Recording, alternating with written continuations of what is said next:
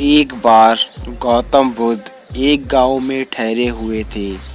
लोग अपनी अपनी परेशानियों को लेकर उनके पास जाते और उनका हल लेकर खुशी खुशी वहाँ से लौटते।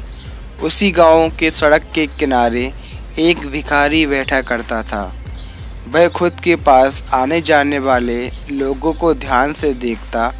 उसे बड़ा आश्चर्य होता कि लोग अंदर तो बड़ा दुखी चेहरा लेकर जाते हैं, लेकिन वापस आते तो लोग प्रसन्न दिखाई देते हैं। उस गरीब को लगा कि क्यों ना वह भी अपनी समस्याओं को बुद्ध के सामने रखे। मन में यह विचार लिए एक दिन वह महात्मा बुद्ध के पास गया। लोग पंक्तिबद्ध खड़े होकर उन्हें अपनी अपनी समस्याएं बता रहे थे।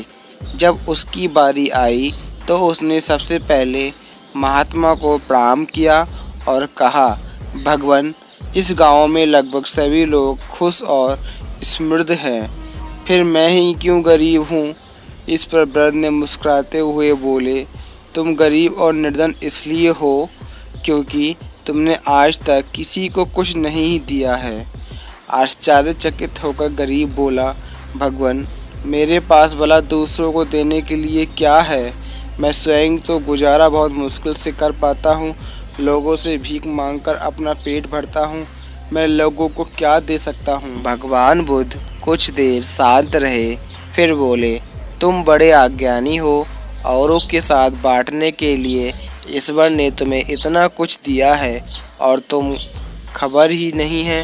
थोड़ा सोचो तो तुम्हें पता चलेगा कि ईश्वर ने कैसी कैसी बड़ी चीज़ें तुम्हें दी हैं जो तुम आसानी से दूसरों को दे सकते हो। सबसे पहले तो मुस्कुराहट दी है जिससे तुम लोगों में आशा का संचार कर सकते हो। मुंह से दो मीठे शब्द बोल सकते हो।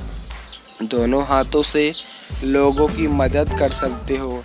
ईश्वर ने जिसको ये तीन चीज़ें दी हैं वह कभी निर्धन हो ही नहीं सकता।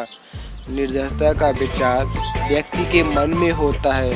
यह एक भ्रम है, इसे निकाल दो। यह सुनकर भिखारी का चेहरा चमक उठा और वो बोला, महाराज, आज से मैं यही करूँगा। मैं भीख जरूर मांगूंगा, लेकिन भीख के साथ साथ लोगों को कुछ और देने की भी प्रशंसा करूँगा।